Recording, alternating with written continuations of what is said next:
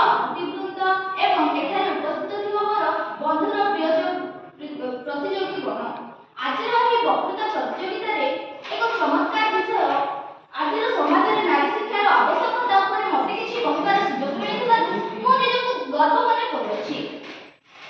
କନ୍ୟା ଜନ୍ମ ହାର ଓଡ଼ିଶା ସମେତ ସାରା ଭାରତବର୍ଷରେ ଏକ ବହୁତ ବଡ଼ ସମସ୍ୟାର କାରଣ ସୃଷ୍ଟି କରିଛି।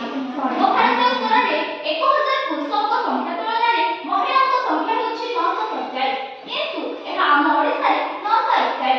ଏହାର କାରଣ ହେଉଛି ବିଜ୍ଞାନର ଉପଯୋଗ।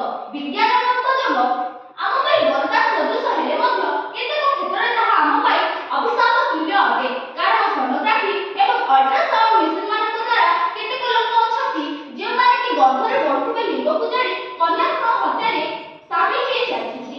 ଏହା ଆମ ନାରୀ ଜାତି ପାଇଁ ବହୁତ ବଡ଼ ଦୁଃଖର ବିଷୟ ଅଟେ। ଅଦାୟିତାରେ କେବେ ମଜବୁତ